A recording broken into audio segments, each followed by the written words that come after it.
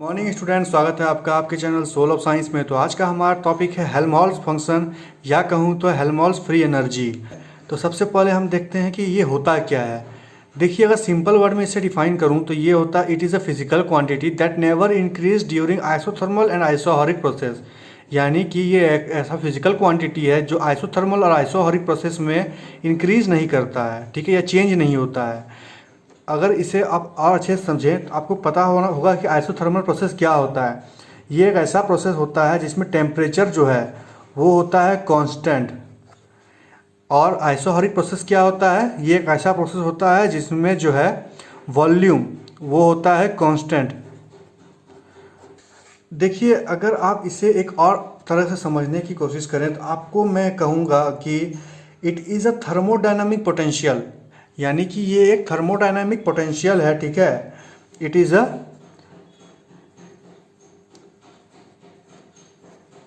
Thermodynamic potential. तो potential क्या होता है, डिफरेंसेस को मापता है, ठीक है, जैसा हम जानते हैं। तो पोटेंशियल ये थर्मोडायनामिक का पोटेंशियल है जो कि हमारा क्या करता है, ये जो है हमारा यूज़फुल वर्क को जो है, ठीक है, किसी क्लोज सिस्टम में यूज़फुल वर्क को मेज़र करता है, ठीक है। यूज़फुल वर्क को मेज़र करता है किसी क्लोज सिस्टम में।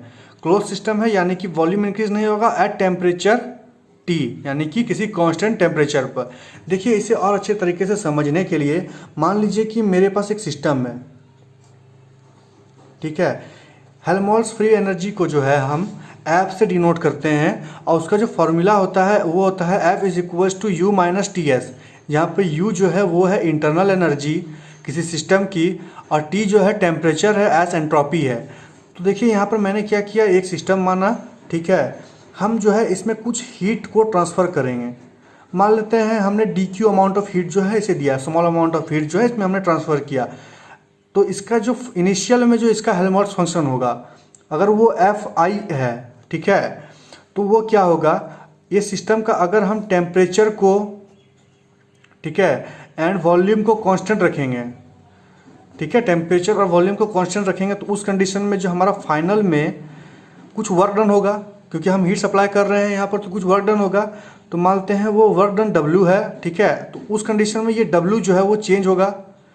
तो कुछ जो हमारा हेल्महोल्ट्ज़ फ्री एनर्जी है, ठीक है, हेल्महोल्ट्ज़ का जो एनर्जी है फ्री एनर्जी, वो वर्क में कन्वर्ट होगा और जो बचेगा वो होगा हमारा फाइनल में एफ फाइनल में हमारा जो हेल्महोल्ट्ज़ फ्री एनर्जी है वो, ठीक है। तो यहाँ पर देखिए, ये जो है कम होगा एफ आई से, एफ जो है वो कम होगा एफ आई से, क्योंकि एफ आई जो है क्या है, फ्री एनर्जी है। और इस फ्री एनर्जी का कुछ अमाउंट जो है वर्क में चेंज हो गया और कुछ जो है बचा है जो कि एफ होगा फाइनल एनर्जी, ठीक है, फाइनल हेल्महोल्ट्ज़ फ्री एनर्जी। तो यहाँ पर देखिए, इसमें होता क्या है कि जो हमारा वर्क होगा, ठीक है, वो हमेशा छोटा होगा, हमेशा छोटा होगा इस दोनों के डिफरेंस से, F I minus F F से जो है छोटा होगा। लेकिन in the case of reversible process, यानी कि अगर हम रिवर्सिबल प्रोसेस की बात करेंगे तो उस समय ये जो है इक्वल भी हो सकता है।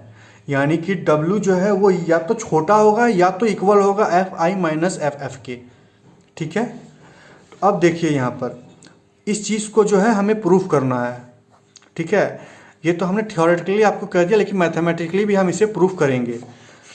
तो यहाँ पर देखिए, मान लेते हैं हम कि gain in entropy of system जो है वो है आपका डी एस, ठीक है। गेन जो है उसमें मानते पहले उसकी एंट्रोपी एस थी, S1 थी, वो चेंज हो गई S2 हो गई। तो हम जो गेन किया वो क्या होगा, S2 माइनस S1, ठीक है। तो हमारा जो change in gain in entropy है ऑफ द सिस्टम वो है डी एस। अब देखिए, कुछ एंट्रोपी जो है हम लॉस करेंगे सराउंडिंग में, तो loss in entropy to the system मान लेते हैं वो जो है डी एस डैश है।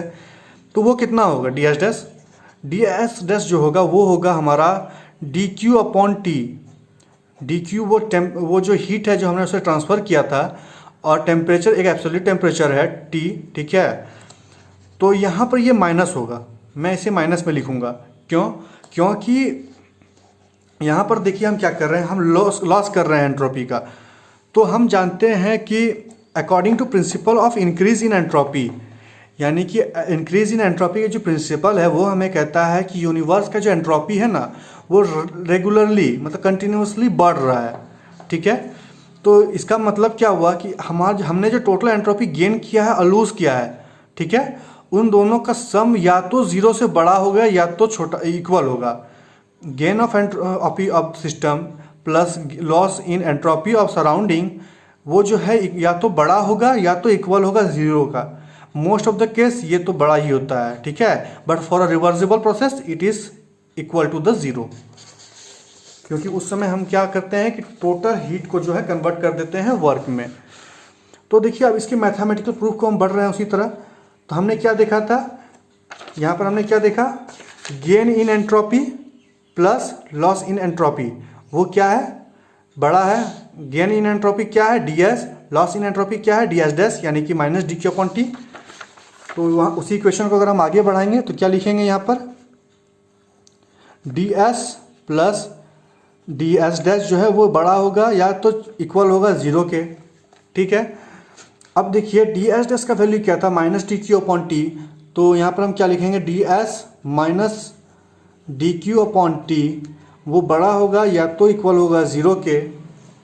ठीक है, अब देखिए यहाँ पर हम करते क्या है, एलसीएम लेते हैं। ठीक है, तो टी को हम इधर भेज देंगे एलसीएम लेकर के, तो यहाँ पर हो गया T D S minus D Q upon T होगा, लेकिन टी को मैं इधर सप्लाई कर दे रहा हूँ, ठीक है, क्रॉस मल्टीप्लिकेशन के थ्रू, तो वो जीरो से मल्टीप्लाई होकर खत्म हो जाएगा। तो यहाँ पे बचा हमारा T D S minus D Q, जो कि बड़ा होगा या तो इक्वल होगा जीरो के। तो अब देखिए इसे हम इक्वेशन 1 मान लेते हैं। ठीक है, अब देखिए हम क्या करेंगे, डी क्यू का जो है वो वैल्यू निकालेंगे यहाँ पर। तो डी क्यू का वैल्यू कैसे निकाल सकते हैं, आपको एक फार्मूला याद होगा डी क्यू का, जो कि हमें मिलता था फर्स्ट लॉ ऑफ थर्मोडायनामिक्स से, जो हमें कहता था, देखिए यहाँ पर मैं लिखूंगा, अगर फर्स्ट लॉ ऑफ थर्मोडायनामिक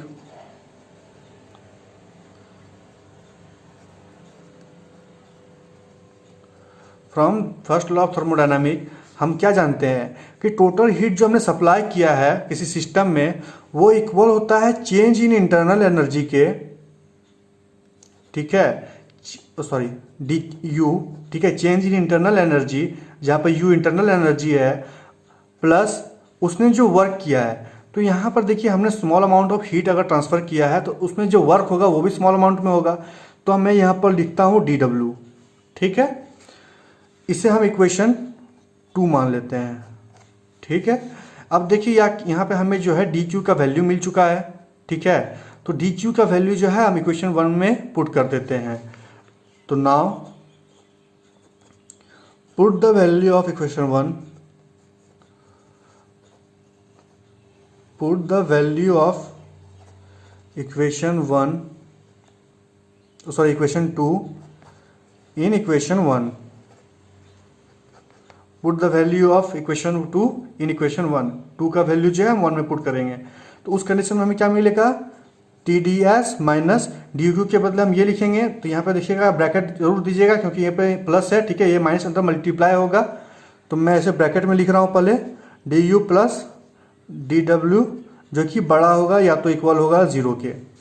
ठीक है, अब देखिए ये डब्ल्यू को हम क्या जानते हैं, थर्मोडायनामिक में हम डी डब्ल्यू को लिखते हैं पी डी वी। ठीक है, तो हम यहाँ पर इसे कैसे लिखेंगे, टी डी एस माइनस, पहले मैं इसे ब्रैकेट को ओपन करता हूँ, minus D you plus, sorry minus multiply हुआ तो माइनस हो जाएगा, इनटू डी डब्ल्यू, जो कि बड़ा होगा या इक्वल होगा जीरो के। ठीक है, यहाँ तक आप लोगों को कोई परेशानी नहीं होती होगी। तो अब देखिए इसे हम जो है इक्वेशन ए मान लेते हैं। ठीक है, तो अब देखिए हम क्या करेंगे, हम पहले निकालेंगे कि हमारा जो चेंज इन हेल्महोल्ट्ज फंक्शन है, ठीक है, वो जीरो के साथ कैसे रिलेशनशिप में है। ठीक है, तो देखिए हम यहाँ पर क्या करेंगे, डी डब्ल्यू को पी डी वी लिखते हैं। ठीक है, तो यहाँ पर हम लिख देते हैं T D S minus D you, इस माइनस डी डब्ल्यू को जो है हम इधर ले जाएंगे और पी डी वी लिख देंगे इसके बदले। तो उस समय क्या होगा, बड़ा होगा या इक्वल होगा, माइनस प्लस हो जाएगा इधर, तो P into D V, V volume है, पी फॉर प्रेशर है। ठीक है, लेकिन हम क्या बात कर रहे थे कि आइसोहरिक प्रोसेस में जो है, देखिए फॉर आइसोहरिक प्रोसेस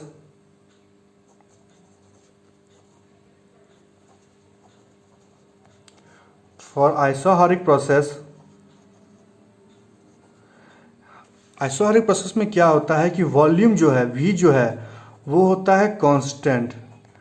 अगर V कांस्टेंट है तो उसका डिफरेंशिएट जो है dV वो क्या होगा, वो होगा ज़ीरो। तो यहाँ पर देखिए ये dV है, ठीक है, इसे अगर हम ज़ीरो हो जाएगा तो P dV, P मतलब कि P into zero is equals to zero. तो ये इक्वेशन हमारा कैसा हो जाएगा, TdS माइनस DU या तो बड़ा है या इक्वल है ज़ीरो के, ठीक है। कब बात कर रहे हैं हम, जब प्रोसेस जो है हमारा आइसोहरिक हो, ठीक है। उस कंडीशन में हमारा जो है हेल्महोल्ट्ज़ फ्री एनर्जी या हेल्महोल्ट्ज़ फंक्शन कैसा होता है। तो वहाँ पर देखिए दोनों डिफरेंशिएट फंक्शन है। यहाँ पर हम एस को डिफरेंशिएट कर रहे हैं, यहाँ पर यू को डिफरेंशिएट कर रहे हैं, तो हम डी को जो है कॉमन ले लेते हैं, ठीक है। टी एस माइनस यू जो कि ग्रेट होगा या इक्वल होगा ज़ीरो के, ठीक है। अब देखिए हम क्या करेंगे कि दोनों साइड जो है माइनस से मल्टीप्लाई करेंगे। क्यों? क्योंकि हम जानते हैं कि हेल्महोल्ट्ज़ फंक्शन जो होता है वो क्या होता है, u माइनस टी एस, ना कि t minus you, T S minus you, ठीक है। तो हमें जो है u माइनस टी एस चाहिए यहाँ पर। तो दोनों साइड अगर माइनस से मल्टीप्लाई करेंगे तो उस कंडीशन में क्या होगा कि ये हमारा जो साइन है, ठीक है, ये जो साइन है वो चेंज हो जाएगा। क्यों चेंज हो जाएगा, देखिए दो जो है वो बड़ा होता है एक से, ठीक है, लेकिन जब हम मल्टीप्लाई करेंगे दोनों साइड माइनस से तो क्या होगा, अगर हम दोनों साइड मल्टीप्लाई करेंगे तो माइनस वन जो है वो बड़ा होगा माइनस टू से, ठीक है। इसीलिए यहाँ पर साइन जो है हम चेंज करते हैं, ठीक है, जब माइनस से मल्टीप्लाई करते हैं। तो यहाँ पर देखिए D you minus T S वो हो जाएगा छोटा या इक्वल ज़ीरो के, ठीक है। और यू माइनस टी एस जो है हमारा हेल्महोल्ट्ज़ फंक्शन था, ठीक है। यहाँ पर देखिए मैंने डेफिनेशन में लिखा था u minus T S is equal to F, ठीक है, जो कि हैफ हमारा हेल्महोल्ट्ज़ फ्री एनर्जी है या हेल्महोल्ट्ज़ फंक्शन है। तो यहाँ पर क्या हुआ, डी एफ जो है वो या तो छोटा हो गया या इक्वल हो गया ज़ीरो के, ठीक है। मैंने आपको यहाँ पर बताना चाह रहा हूँ कि आइसोहरिक प्रोसेस में जो है हमारा change in Helmholtz free energy जो है वो जीरो से छोटा होता है या तो इक्वल होता है। लेकिन हमें प्रूफ क्या करना था, हमें प्रूफ करना है W जो है वो या तो छोटा होगा या इक्वल होगा F I minus F F के। तो यहाँ पर देखिए अब आगे हम इसमें बढ़ते हैं, ठीक है। हम वापस इक्वेशन वन में आएंगे यहाँ पर, ठीक है, इक्वेशन वन से आगे बढ़ेंगे। तो हमारा इक्वेशन वन क्या था, यहाँ पर देखिए T D S minus D you minus D W. तो नाउ फ्रॉम इक्वेशन ए, ठीक है, अब इक्वेशन ए में हम जो है वापस आ जाते हैं। तो वो था हमारा T D S minus D you minus D W जो कि ग्रेटर था या तो इक्वल था ज़ीरो के, ठीक है। हमें यहाँ पर करना क्या है, हमें जो है वैल्यू निकालना है डी डब्ल्यू का। तो हम डी डब्ल्यू को इधर ले आते हैं, ठीक है।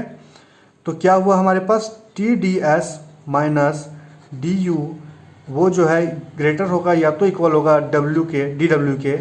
डी डब्ल्यू क्या है हमारा, चेंज इन वर्क, ठीक है। तो अब देखिए हम इस इक्वेशन को इंटीग्रेट करेंगे। देखिए हम जो है इस इक्वेशन को अब इंटीग्रेट करेंगे। तो इंटीग्रेट करने के लिए तो हम मानते हैं इंटीग्रेट तो आप कर दोगे, लेकिन लिमिट क्या लोगे। तो देखिए यहाँ पर मैं इसे इंटीग्रेट कर रहा हूँ, ठीक है। इक्वेशन हमारा क्या था, T D S minus D you जो कि ग्रेटर था या तो इक्वल था डी डब्ल्यू के, ठीक है, यानी कि डी डब्ल्यू छोटा है यहाँ पर। तो हम जब इसे इंटीग्रेट करेंगे तो हम यहाँ पर इसे क्या, अब इसे इंटीग्रेट कर रहे हैं, ठीक है। आप यहाँ पर लिख लीजिएगा इंटीग्रेटिंग बोथ साइड। तो इंटीग्रेट तो कर दिए। अब देखिए हमारा यहाँ पर टी तो कांस्टेंट वो बाहर निकल जाएगा, हमें इंटीग्रेट करना है एस को। एस यहाँ पर क्या था, एंट्रोपी। तो देखिए एंट्रोपी कभी जो ज़ीरो नहीं होती है, यानी कि किसी सिस्टम में जो एंट्रोपी है, ठीक है, स्टार्टिंग में मानते उसकी एंट्रोपी S1 थी जो कि चेंज हो गई S2 में। तो हम यहाँ पर लिमिट क्या लेंगे, S1 से S2। यहाँ पर उसी तरह इंटरनल एनर्जी ज़ीरो नहीं होगी उस सिस्टम की, ठीक है, क्योंकि ज़ीरो होने के लिए उसका जो टेम्परेचर होना चाहिए वो होना चाहिए एब्सोल्यूट ज़ीरो, जो कि यहाँ पर पॉसिबल नहीं है।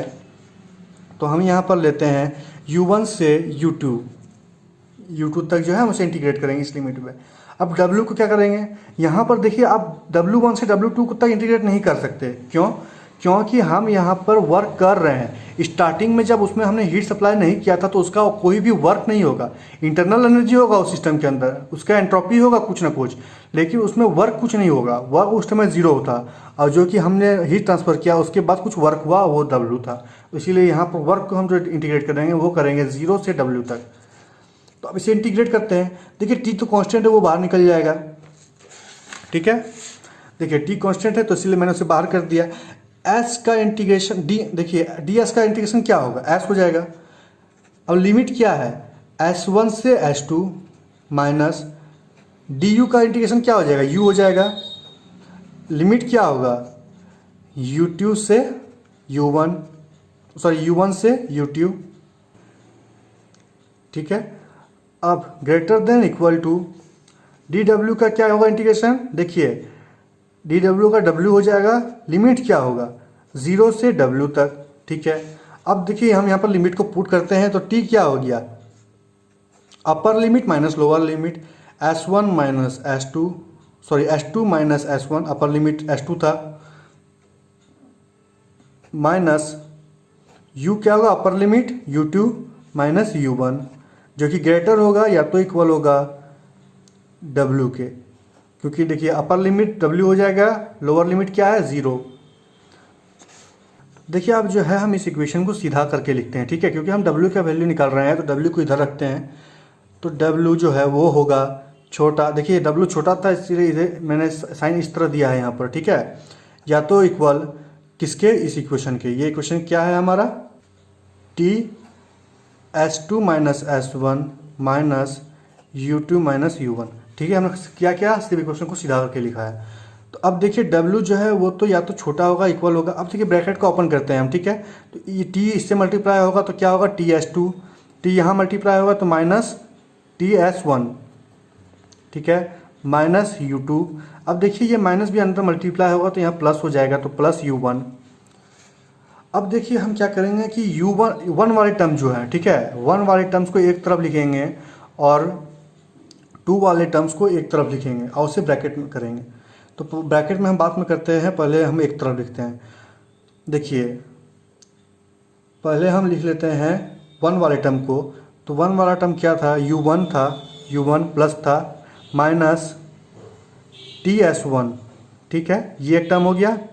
अब देखिए माइनस u2, ये ts2 है प्लस ts2। ठीक है, अब देखिए हम इसे ब्रैकेट में पहले करेंगे। w जो है वो या तो छोटा होगा या तो इक्वल होगा किसके, देखिए ये टर्म को जब ब्रैकेट करेंगे तो क्या होगा, u1 माइनस ts1 माइनस, देखिए यहाँ पर जब हम ब्रैकेट यूज़ करेंगे तो उस समय ये माइनस, यहाँ से माइनस हम कॉमन लेंगे। ठीक है, तो वहाँ पे क्या होगा, u2 माइनस ts2। ठीक है, क्यों, अब माइनस अगर मल्टीप्लाई करेंगे तो वापस जो है हमारा ये क्वेश्चन आ जाएगा। अब हमें क्या करना है, यहाँ पर देखिए u माइनस टी एस क्या था, वो था हेल्महोल्ट्ज़ फ्री एनर्जी। ठीक है, F के इक्वल, लेकिन यहाँ पर 1 है तो 1 क्या था हमारा एट द फर्स्ट टाइम हमने क्या माना है, हमने एट द फर्स्ट टाइम जो है हमारा इनिशियल में हेल्महोल्ट्ज़ फ्री एनर्जी को Fi माना है। तो हम यहाँ पर क्या लिखेंगे, W जो है वो ग्रेटर था, इक्वल था किसके, Fi के, माइनस ये क्या है u2 माइनस, ये सेकेंड में जो है उसका, तो सेकेंड में उसका हेल्महोल्ट्ज़ फ्री एनर्जी क्या था, F माना था हमने, तो यहाँ पर हो गया वो F। तो देखिए ये इक्वेशन, यहाँ पर देखिए ये दोनों इक्वेशन सेम है। ठीक है, W जो है वो छोटा है या तो इक्वल है Fi माइनस Ff के। तो हमने तो ये प्रूफ कर दिया, लेकिन अब देखिए हमें, अब चूँकि हम यहाँ पर BSc ऑनर्स के लिए ये चीज़ जान रहे हैं, ठीक है, तो हमें इसमें कुछ और जो जानना पड़ेगा इन टर्म। अब जो है हम हेल्महोल्ट्ज़ फ्री एनर्जी को इन terms of P, V, T और S के टर्म में लिखेंगे।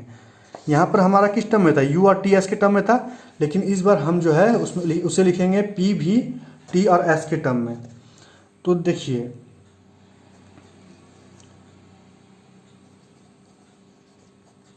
Helmholtz free energy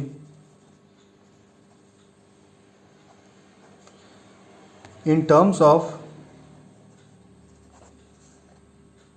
P, V, T and S, ठीक है। उसे हम कैसे लिखेंगे वो हम देखते हैं। तो देखिए हमारा हेल्महोल्ट्ज़ फ्री एनर्जी का फॉर्मूला क्या था, F is equals to U minus T S, ये हमारा फार्मूला है जो कि गिवन है, ठीक है। अब इसे डिफ्रेंशिएट करते हैं हम, तो डिफ्रेंशिएट करेंगे तो F का डिफ्रेंशिएशन क्या होगा, DF हो जाएगा, इज इक्वल्स टू U का डिफ्रेंशिएशन क्या हो जाएगा, DU हो जाएगा, माइनस। अब देखिए यहाँ पर दो टर्म है, ठीक है। यहाँ पर क्या होगा, हम पहले T को रखेंगे, फिर S का डिफ्रेंशिएट करेंगे, प्लस S को रखेंगे, फिर T का डिफ्रेंशिएट करेंगे। तो यहाँ पर ब्रैकेट दे दीजिए, हम T को रखेंगे, S का डिफ्रेंशिएट करेंगे, S का डिफ्रेंशिएट क्या हो जाएगा हमारा DS, प्लस फिर S को रखेंगे और T को डिफ्रेंशिएट करेंगे, तो T का डिफ्रेंशिएशन क्या हो जाएगा, TT। जब हमने इसे डिफ्रेंशिएट किया तो हमें ये मिला। अब हम क्या करेंगे, देखिए TDS क्या था, यहाँ पर देखिए आपको पता होगा चेंज इन एंट्रोपी DS जो होता है वो इक्वल होता है DQ अपॉन T के, ठीक है। तो बस उसी तरह TDS का वैल्यू अगर निकालेंगे यहाँ से क्या निकलेगा, तो TDS जो है वो इक्वल हो जाएगा DQ के, बस उसके बदले वो लिख दीजिए आप, DF जो है वो इक्वल होगा DU माइनस TDS के बदले DQ। ये माइनस को मैं ब्रैकेट को ओपन करता हूँ और माइनस को अंदर मल्टीप्लाई करता हूँ तो यहाँ माइनस हो जाएगा, और S dt। अब देखिए हम यहाँ पर DU का जो है वैल्यू पुट करेंगे, कहाँ से करेंगे, फर्स्ट लॉ ऑफ थर्मोडायनामिक्स से करेंगे। तो देखिए फर्स्ट लॉ ऑफ थर्मोडायनामिक्स हम का इक्वेशन क्या था, from first law of thermodynamic, from the first law of thermodynamic क्या है, DQ जो है वो इक्वल होगा change in internal energy plus work के DW। अब देखिए DW क्या होता है, वो होता है PdV, pressure into change in the volume. तो DQ is equals to DU plus PdV, ठीक है। अब देखिए इस वैल्यू को जो है DQ के इस वैल्यू को हम यहाँ पर पुट कर देंगे इस DQ के बदले, DF इज इक्वल्स टू क्या था, DQ माइनस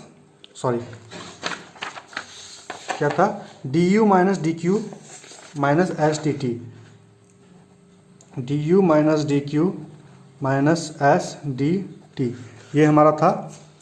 तो यहाँ पर DQ का वैल्यू पुट करते हैं, तो DF is equals to DU minus, देखिए मैं इसे ब्रैकेट में होगा क्योंकि माइनस है यहाँ पहले, तो मल्टीप्लाई माइनस अंदर होगा, तो हमें क्या मिल जाएगा, DU प्लस होगा वो था, लेकिन यहाँ पे जब माइनस अंदर मल्टीप्लाई होगा तो माइनस हो जाएगा, माइनस PdV माइनस SDT। अब देखिए DU जो है वो कैंसिल आउट हो जाएगा, DU कैंसिल आउट हो गया, तो हमें क्या मिला, DF is equals to minus PdV minus SDT। तो यही है हमारा Helmholtz free energy in terms of P for pressure, V for volume, S for entropy, T for temperature, ठीक है। इन टर्म्स ऑफ PdVP हम ऐसे ऐसा लिखते हैं। अब देखिए कुछ कंडीशंस है वो भी हम देख ही लेते हैं। तो फॉर आइसोहरिक प्रोसेस क्या होगा, फॉर आइसोहरिक प्रोसेस में क्या होता है, V जो होता है वो होता है कांस्टेंट, अगर V कांस्टेंट है तो DV क्या होगा, DV इज इक्वल टू 0, ठीक है। तो अब इस इक्वेशन में जो है अपर वाले इक्वेशन में DV इज इक्वल टू 0 हो जाएगा, तो मतलब ये टर्म जो है वो क्लियर हो जाएगा, डिलीट हो जाएगा, ठीक है, खत्म हो जाएगा। तो हमें क्या मिलेगा, DF हेल्महोल्ट्ज़ फ्री एनर्जी जो है वो इक्वल हो जाएगा हमारा माइनस SDT के, ठीक है। अब देखिए मैं अगर DT को इधर ट्रांसफ़र करूँ, ठीक है, तो DF अपॉन DT जो है वो क्या होगा, एट कांस्टेंट वॉल्यूम V, क्योंकि हम यहाँ पे कांस्टेंट वॉल्यूम की बात कर रहे हैं, is equals to minus S means change in entropy of the system के, जो कि नेगेटिव में होगा, ठीक है। ये हो गया हमारा आइसोहरिक प्रोसेस के लिए Helmholtz free energy in respect to temperature T। अब देखिए दूसरा जो है हमारा वो है क्या, आइसोथर्मल प्रोसेस के लिए, आइसोथर्मल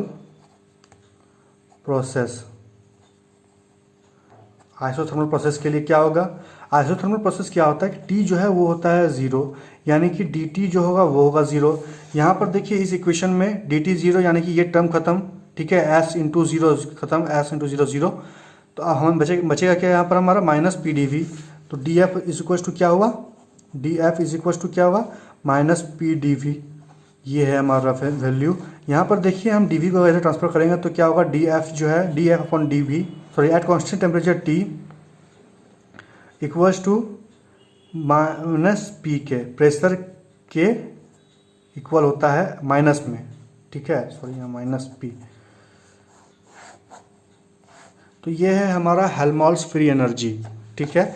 आइसोथर्मल हमने इस वीडियो में क्या क्या देखा, आइसोथर्मल प्रोसेस के लिए देखा, आइसोहारिक प्रोसेस के लिए देखा, ठीक है। हमने उसे एफ वी और टी और एस के टर्म में देखा, ठीक है, कि हम हेल्महोल्ट्ज़ फ्री एनर्जी को टेम्परेचर, प्रेशर, वॉल्यूम और एंट्रोपी के टर्म में कैसे लिखते हैं। हमने देखा कि वर्क क्या होता है हेल्महोल्ट्ज़ फ्री एनर्जी के चेंज के कारण, ठीक है। मैं अगर आपको फिर से बताऊं कि हेल्महोल्ट्ज़ फ्री एनर्जी एफ जो है वो क्या है, यूजफुल वर्क है। तो फिलहाल वीडियो में इतना ही। अगर आपको वीडियो अच्छा लगा हो तो चैनल को सब्सक्राइब कर दीजिए, वीडियो को लाइक कर दीजिए, शेयर कर दीजिए। मिलते हैं नई वीडियो में नए टॉपिक के साथ।